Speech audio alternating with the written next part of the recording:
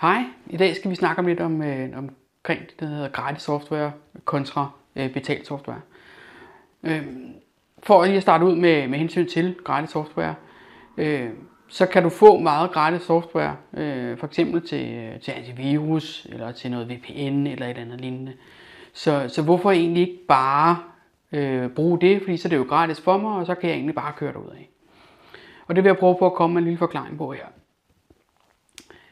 Gratis software. Hvis du sidder som udvikler, hedder det, dem der laver programmerne, og skal lave noget software, så vil du rigtig gerne have betaling for den tid, du bruger på at lave det her stykke software.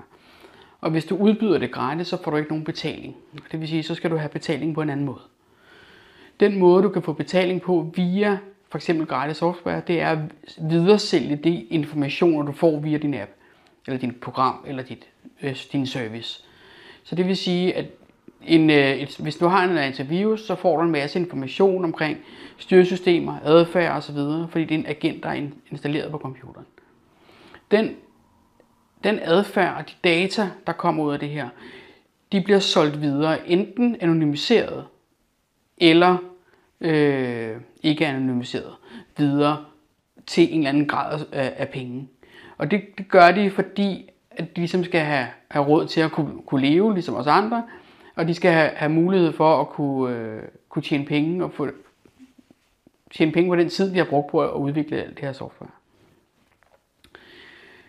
Det betyder jo så med andre ord, at det stykke software, du bruger gratis, der er det dig, der er hvad kan man sige, kunden.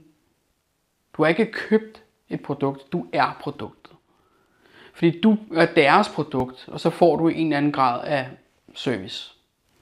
Plus, at du har heller ikke mulighed for at kunne hænge producenten af det her stykke software op på noget som helst.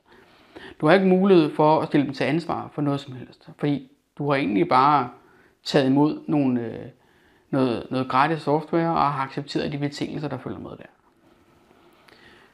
Så hvad er det så, når man betaler for noget software? Hvor er det så forskellen er? Fordi umiddelbart så kan du godt se, at der ikke rigtig er den store forskel, hvis man lige kigger på det udefra. Den helt store forskel, det er, at når jeg betaler for et stykke software, eller en service, så betaler jeg udvikleren eller producenten af det her stykke software for deres arbejde. Og det vil sige, at de har ikke længere lov til at gå ud og sælge mine data til andre mennesker. Og dermed har de også nogle andre betingelser, og dermed er mine data sådan set sikret den vej igennem. Og derfor kan man sige, der hvor du har forretningskritiske systemer, der giver det rigtig, rigtig god mening, at du køber dig til det software, du skal bruge, nok på abonnementsbasis, sådan så det bliver lidt fleksibelt. Men køb softwaren til det, du skal bruge i din kerneforretning. Det, der kan gøre, at din kerneforretning kan lukke. For eksempel så kunne det være sikkerhedssoftware, fordi det er kritisk for din virksomhed. Det er også noget som backup, og det er også noget som VPN. Det skal du sørge for at betale. Du skal betale for den rigtige løsning, og derfor skal du rådgive dig med enten mig eller en af mine kollegaer i forhold til, hvad er det for noget software, jeg skal vælge, og hvorfor. Fordi der er forskellige anbefalinger, alt efter hvad det er for noget software, og hvad for en virksomhed, og hvad for nogle behov jeg har.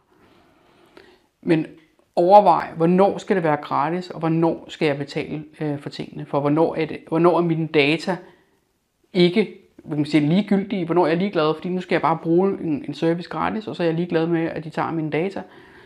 Og hvornår vil jeg ligesom sige, prøv at høre, jeg har noget, jeg skal stå på mål for, så nu skal jeg betale for det, og jeg skal have den rigtige service til den rigtige pris.